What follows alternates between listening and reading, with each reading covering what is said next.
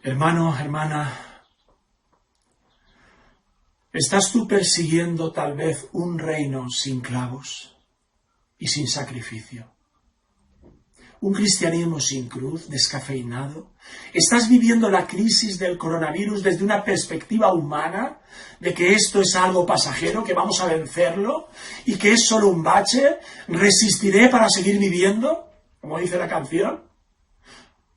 ¿O de que Dios nos va a ayudar y que después de todo esto seguiremos con nuestros proyectos, nuestra iglesia, nuestro cristianismo? ¿Te has planteado, hermano, tú también, que tal vez como estos discípulos aquí reunidos, confundidos, tal vez nosotros también tengamos que plantearnos cómo hemos vivido nuestra experiencia hasta ahora con Jesús? ¿Cómo hemos vivido nuestro cristianismo? ¿Qué idea nos hemos hecho nosotros equivocadas del Maestro hasta ahora? ¿Cómo hemos caminado con Jesús hasta ahora? ¿Cómo hemos entendido el reino de Dios hasta ahora? Y tal vez si hemos llegado a entender qué significa el proyecto de un Jesús que no se hace un chalet en Jerusalén, sino que apunta al reino que empieza a consolidar en una habitación con 11 cobardes y un cuerpo lleno de agujeros, hermanos, sus manos y sus pies. Aquí los discípulos están empezando a entender. Los discípulos han tocado fondo, ¿sabéis? Y ahora se dan cuenta que no es como ellos pensaban. El reino no descansa sobre los hombros de los discípulos. El reino lo lleva Jesús. Lo dirige Él, y lo ha dirigido, hermanos, dejándose horadar manos y pies y costado. Lo ha dirigido pareciendo que perdía. Perdió para ganar. Hermanos, esto es como el ajedrez. Tú pierdes una pieza para ganar la partida. Jesús está perdiendo, en realidad lo está ganando todo. Entra por un momento de nuevo en esa habitación con los 11. Y mira a Jesús entre ellos ahora. Ha irrumpido en medio de la tormenta de sus corazones, en medio del fracaso humano de esa habitación, y les transmite lo que trae: paz a vosotros. Entre esos 12 hombres que hay ahora, 11 más Jesús, hay un solo hombre que trae la paz. Hay un solo hombre que ha ido a batallar contra el mayor enemigo, la muerte. Es Jesús, el único de esos hombres que ha podido sostener sobre sus hombros esa cruz, esa cobardía de ellos, esa insuficiencia de ellos, esa falta de fe de ellos, esas muestras de orgullo e incredulidad. Jesús ha ido a la cruz por ellos y no al revés. Amigo, deja de querer ir tú a la cruz para salvarte y deja que Jesús te cubra con su sacrificio, hermano, amigo. Jesús te ha clavado en su cruz. Tus muchos pecados ha clavado en su cruz. Tus muchas insuficiencias. Oh, hermanos, cuánto necesitamos que en medio de la tormenta que estamos viviendo, en nuestras vidas, encuentren a Jesús. Tú no necesitas encontrar la paz en medio de esta tormenta. Necesitas desesperadamente encontrarte con Jesús. Mejor dicho, que Jesús te encuentre hoy en esta mañana, en medio de tu habitación, en medio de tu casa, en medio de tu debilidad, en tu familia, y te enseñe sus manos, sus pies, su costado, perforados para darte a ti la única paz, hermanos, que es Él mismo. Vamos avanzando. Punto 2.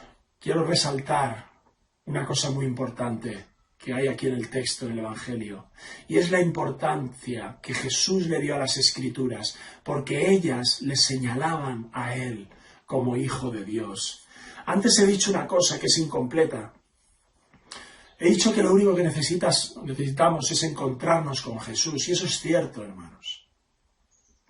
Pero nosotros nos encontramos con Jesús a través de las Escrituras para poder saber que Jesús es quien decía que era. El cristianismo no es creer que Cristo ha resucitado y ya está. El cristianismo es ver como la Escritura, basada en miles de años, señalaba en cada momento la venida de Cristo como Hijo de Dios. Ahora, la resurrección es lo que es donde estamos ahora, es el sello de confirmación de que ese Cristo era el que decía las Escrituras. El apóstol Pedro, después de que pasase todo esto, lo escribió de manera preciosa en su epístola.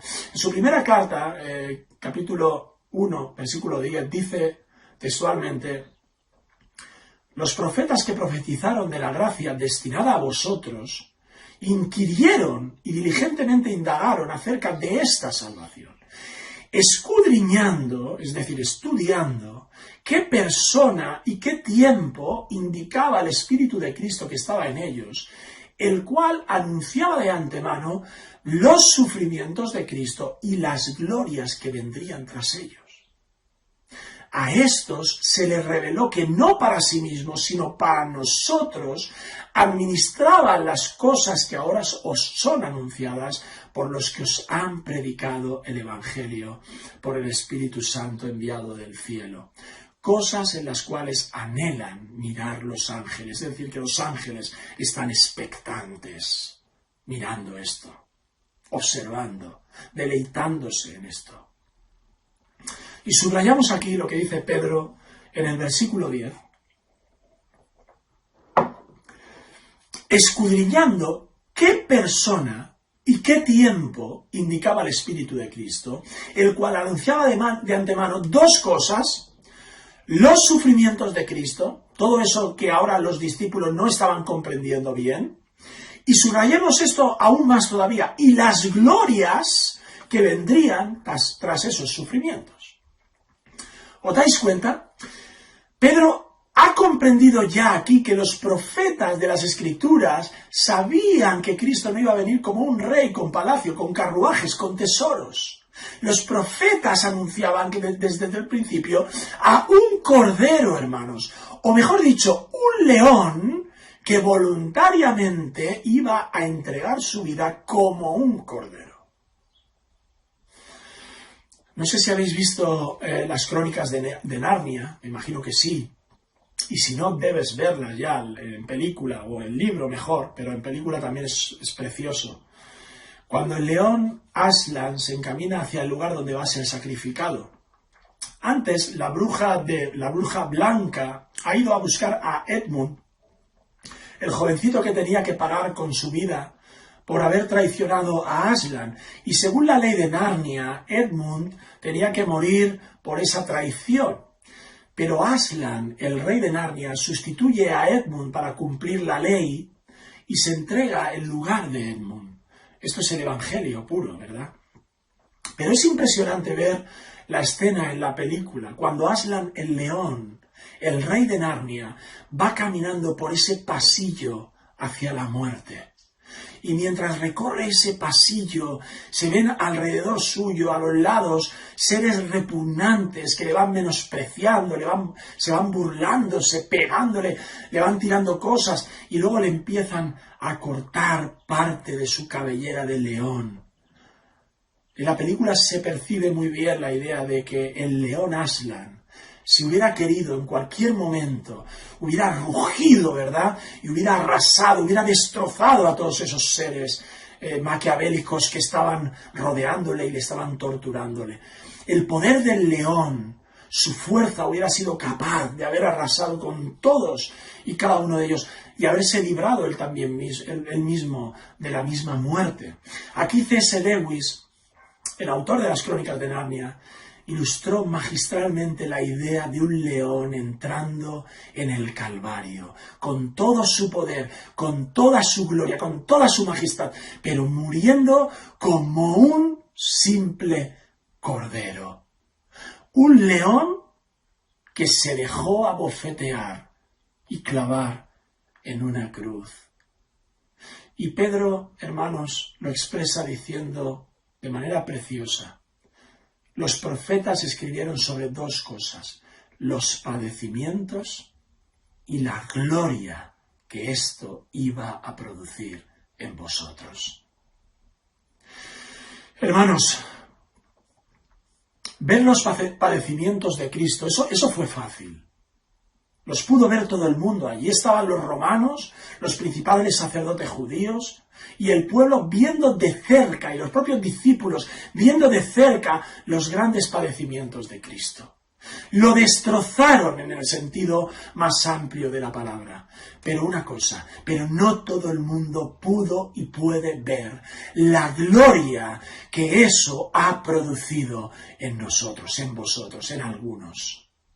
Porque esos romanos y judíos vieron a un simple hombre torturado. Pero nosotros sabemos por las Escrituras que camino al Calvario, recibiendo esas bofetadas y la muerte de cruz, no iba solo un hombre, hermanos, sino un rey, el león de Judá, la raíz de David, la segunda persona de la Trinidad, Dios mismo, hermanos, recibiendo tu castigo. Y eso, hermanos, produce en vosotros el mayor peso de gloria que puede existir. Dejadme aplicar esto a tu vida, en la situación que ahora mismo estamos viviendo en esta crisis tan tremenda. En estos momentos, y más aún en esta crisis, nos damos cuenta que pareciera que la maldad es más fuerte que la bondad, que pareciera que lo injusto prevalece sobre la justicia, que esto pareciera que es el mundo al revés, que todo se viene abajo, que hay más cristianos que mueren a manos de sus perseguidores, más terribles incluso que el coronavirus, que pareciera que el reino de Jesús se hubiera instaurado, es un reino débil, un reino que avanza hacia atrás a duras penas. Pero echa tu mirada a ese Jesús entre esos 11 discípulos, hermanos. Jesús le está enseñando dos cosas. Uno, los padecimientos en sus manos y pies. Y la gloria que eso había hecho e iba a hacer en ellos y en nosotros. Hermanos, todo lo que está ocurriendo ahora, debemos verlo absolutamente desde la perspectiva de un Jesús que es el primero que se orara las manos y los pies para consolidar su reino, hermanos. ¿Eres consciente de que a pesar de que veamos a nuestro alrededor ahora por un corto tiempo, como si el Señor perdiera, como si esto fuese un poco a la deriva, como si las cosas ahora estuvieran en debilidad, como si este reino fuese aparentemente débil?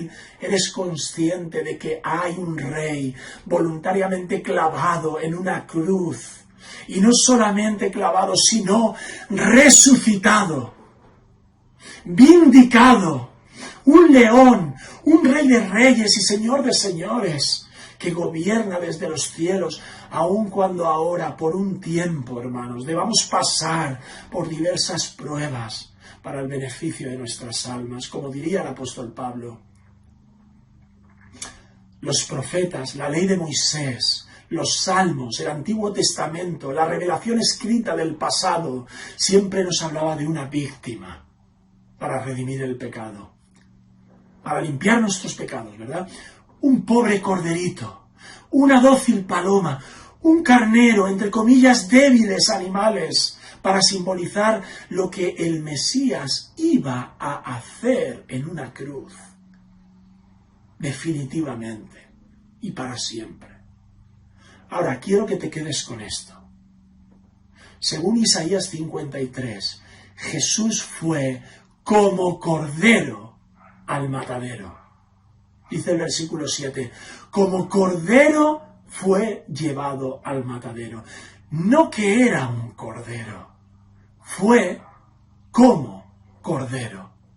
Hermanos, el que estaba muriendo era el rey, era el león de Judá, la segunda persona de la Trinidad, entregándose como un cordero. Hay una mayor muestra de amor que esta, hermanos. Hay una mayor muestra de condescendencia y de humildad que esta. ¿Qué impacto tiene esto en tu vida? Eres capaz de afrontar esta crisis desde el conocimiento de estas cosas en tu corazón. Eres capaz de decir ante lo que nos está pasando por encima, hubo uno llamado Jesús de Nazaret que siendo rey se humilló como cordero, clavándose en una cruz para rescate de nuestras almas. Hay hoy una preocupación más importante a la que tengas que atender, que no sea recibir este conocimiento en tu corazón, albergar esto, abrazar a Jesús en tu corazón, a ese Rey crucificado como un cordero. Hay un proyecto más urgente en tu corazón hoy que rendirte ante la evidencia de que hubo uno llamado Jesucristo que, vamos a decirlo en términos médicos, que están muy de moda ahora, ¿no?, por el coronavirus, que se inoculó en su propio cuerpo todos esos virus, por así decirlos, llamados pecado, para que solo por la fe en él tú seas librado del efecto de esos virus, de ese virus llamado pecado. Las Escrituras, amigo, las Escrituras, estudiad, escudriñad las Escrituras, dijo Jesús, porque ellas son las que dan testimonio de mí, de lo que yo iba a padecer, de quién era, de dónde iba a subirse Jesús, de dónde iba a ser amancillado Jesús, y dónde y qué iba a suceder después, resucitando y vindicando así la victoria en la cruz. Hermanos, yo puedo ver debilidad alrededor mío, pero por las Escrituras proféticas observo y veo que hay un rey que se humilló como un cordero. Y esa debilidad, hermanos, nuestra, esa debilidad se desvanece. ¿Y sabes por qué se desvanece? Porque viendo que en Jesús la debilidad resultó en su gloria y en su resurrección, y la consolidación de un reino que nos espera, un reino de verdad, donde no hay lágrimas, no hay virus, ni muerte, y solo hay paz, felicidad, honra y gloria para Dios y para su Hijo y para el Espíritu Santo. Oh, hermanos amados, es hora de que el Señor abra nuestro entendimiento, como aquí lo hizo con sus discípulos. Esto es importante. Dice, y les abrió el entendimiento para que comprendiesen las Escrituras. Y yo pregunto una cosa, ¿es que los discípulos acaso no sabían, no conocían las Escrituras? Por supuesto que las conocían, pero tú puedes conocer muy bien las Escrituras y no entender lo que te quieren decir, lo que te dicen, lo que te retan en este momento ahora. Hermanos, eso también es para nosotros. Es hora de no malinterpretar, mal usar las Escrituras. Es hora de no hacer que las Escrituras sean un libro de autoayuda, un amuleto que me libre ahora de la situación que estamos viviendo del COVID-19. Los discípulos conocían las Escrituras proféticas, pero al ver a Jesús que está subiéndose en una cruz, que va camino de una cruz en debilidad, pierden el norte. Nosotros somos especialistas en intentar que las Escrituras respalden, apoyen nuestra visión de la vida, pero las Escrituras solo respaldan un proyecto, hermanos. Y créeme, no es el tuyo. Hasta que los discípulos de Jesús no comprendieron eso, y Cristo les abrió las mentes para que comprendiesen esas Escrituras, esos 11 discípulos no estaban cualificados ni para salir de esa habitación, ni para salir de esas casas. Porque el reino de los cielos, como dijo Jesús, es semejante a un hombre que encuentra un tesoro, ¿verdad? ¿Y qué hace ese hombre en esa parábola de Jesús? Vende todo lo que tiene por ese tesoro. Es decir, que el centro de la escena no es ni el hombre, no es lo que vende, ni es el campo, sino que es el tesoro. El centro es el tesoro. Y eso es lo que hace que todo gire alrededor. Incluso el hombre que vende todo lo que tiene por entregarse a ese tesoro. Y te pregunto una cosa, y estamos terminando. ¿Giras tú alrededor de Dios y su palabra? ¿O haces o pretendes que Dios gire alrededor tuya? y su palabra también, que gira alrededor tuya. Te lo planteo de otra manera. ¿Le dictas tú a Dios lo que quieres para tu vida o dejas a Dios que dicte lo mejor para tu vida? El milagro que ocurre aquí, en este texto de Lucas, es cuando Jesús les abre el entendimiento para que conecten las Escrituras a Jesús resucitado. Y ese milagro de transformación en sus mentes les va a producir, hermanos, dos cosas. Y con esto pasamos al punto último de la predicación. Lo primero es que les hace bajarse de la idea del proyecto que ellos tienen y subirse al proyecto que les va a proponer Jesús a partir de ahora. Van a dejar de tener ansiedad, hermanos, porque ya no son ellos los que están al volante. Entienden que es Jesús el que dirige esto. Es Jesús el que dirige esto de manera eficiente, hermanos. No va a ser un valle de rosas, pero ya no descansan en sí mismos, descansan en el proyecto de Jesús. Y la segunda cosa, y con esto pasamos al último punto, es que los impulsó a predicar el arrepentimiento y perdón de pecados. Y nos impulsa también a nosotros a predicar este mensaje. Y quiero que pongamos atención en un detalle muy importante. El versículo 46-47 dice: así está escrito, y así fue necesario que el Cristo padeciese y resucitase de los muertos al tercer día, y que se predicase en su nombre el arrepentimiento y perdón de pecados en todas las naciones. Así está escrito que, pues varias cosas. Está escrito primero que el Cristo padeciese, que resucitase de los muertos al tercer día, y ya está. No. Sigue. Fíjate en el detalle que Jesús dice que también está escrito otra cosa, que se predicase en su nombre el arrepentimiento y el perdón de pecados. Eso también está escrito, ¿verdad? El Cristo iba a padecer porque está escrito, el Cristo iba a resucitar porque está escrito, y su pueblo va a predicar el arrepentimiento y perdón de pecados porque está escrito. ¡Qué precioso es esto, hermanos! Es como un sello de garantía. Aquí entras en juego tú y yo, hermano. Hermano, hermana, tú no estás participando de la comunicación de un evangelio, de un mensaje que repose, que descanse en tu habilidad, en tus espaldas. Es verdad que el evangelismo requiere esfuerzo y sacrificio, pero ese esfuerzo, esa valentía, ese tesón descansa, reposa sobre lo que Dios ha prometido y capacitado a su pueblo para hablar, dotándole a su pueblo del Espíritu Santo para cumplir su palabra así. Hay mucho que hablar aquí, hermanos, pero quiero resumir en dos palabras a destacar: arrepentimiento y perdón de pecados. Hermanos, yo les hubiera dicho, si hubiera sido Jesús a esos 11, les hubiera dicho otra cosa. Predicar resurrección, que esto es lo que estáis viendo, es increíble lo que habéis visto, lo que estáis viendo. Dones espirituales, y no os olvidéis de los milagros, que he hecho muchos. No, hermanos, predicad arrepentimiento y perdón de pecados.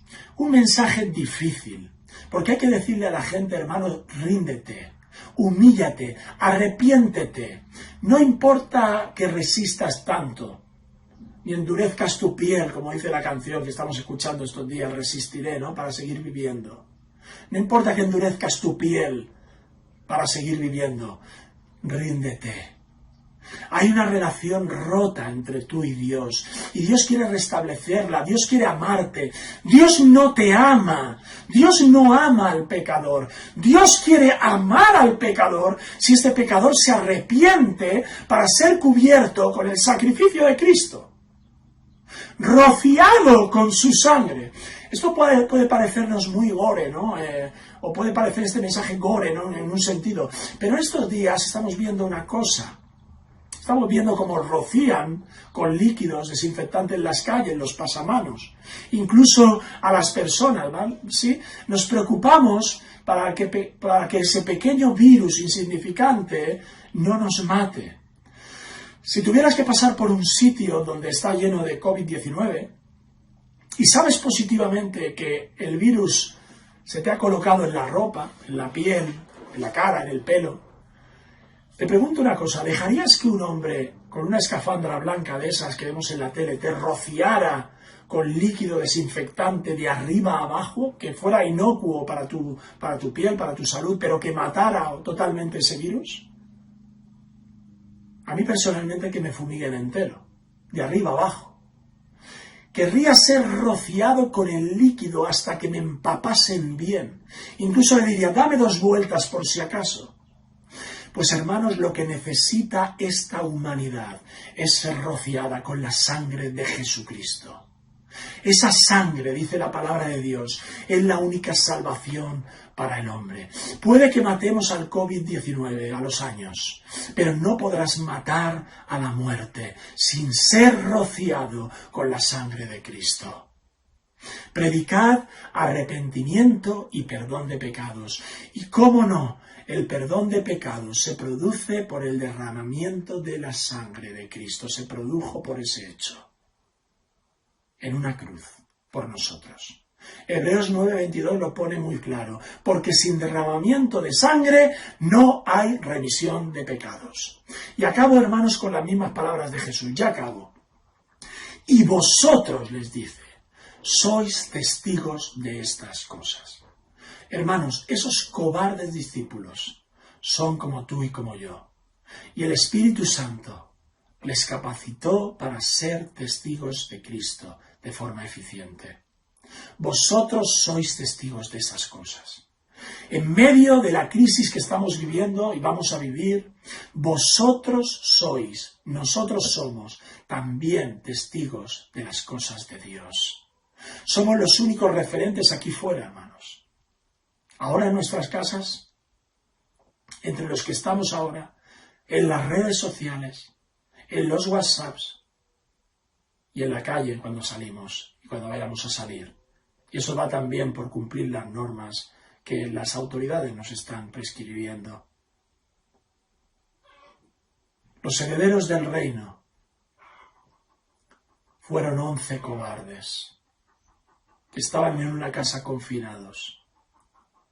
Hermanos, ellos necesitaban arrepentirse y que fueran perdonados sus pecados, y Cristo lo hizo.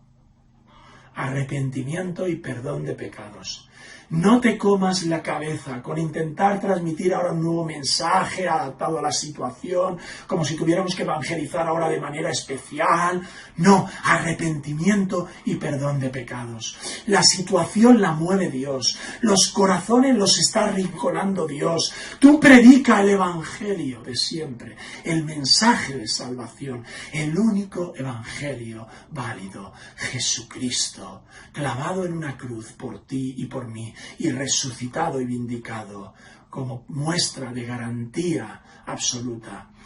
Como dijo el profeta Zacarías, volveos a Dios y Él se volverá a vosotros. Es decir, arrepentíos, cambiad de camino y Dios está dispuesto a perdonaros por la sangre de Cristo. Estamos viendo tiempos en los que Dios quiere restaurar relaciones, hermanos, antes de que sea demasiado tarde. Las cosas malas que están pasando son, como decía nuestro pastor en la última predicación, en boca de C.S. Lewis, o en escritura de C.S. Lewis, son el altavoz de Dios. Las cosas malas que están sucediendo es un altavoz que Dios está utilizando para que vengan a Él. Es una paradoja, una gran tontería, protegerse del COVID-19 como si fuese el mayor mal de la humanidad y no protegerse de lo que se nos viene encima, que es la muerte. Es tenerte que ver con un Dios al que no le podrás decir yo no tuve la oportunidad. Hemos visto cómo Jesús aparece en medio de las tormentas de la vida como Rey, resucitado. Te da su paz, te da su paz, te da a Él mismo, ganada en una cruz a la que acaba de bajar días antes. Y ahora te manda, predica arrepentimiento, porque yo estoy dispuesto a perdonar los pecados de los hombres. No te mires a ti mismo para encabezar este proyecto. También está escrito que predicaremos el Evangelio del Reino. El Reino no descansa sobre nuestros hombros. Confía en que el Espíritu Santo te capacita a los creyentes para hablar en su tiempo con las personas que van a escuchar como Dios les ama y como Dios les pide que se arrepientan de sus pecados. Hoy la gente de este mundo no están más necesitados del Señor que hace unos meses cuando el COVID ni existía o pensábamos que no existía. Pero hoy Dios les está dando una oportunidad de ver más de cerca la necesidad de acercarse a Dios en arrepentimiento y fe. Ven a Jesucristo. Que Dios os bendiga, hermanos, que Dios os llene de su presencia y que Dios os capacite para la obra del Evangelio a la que hemos sido llamados. Un abrazo, hermanos.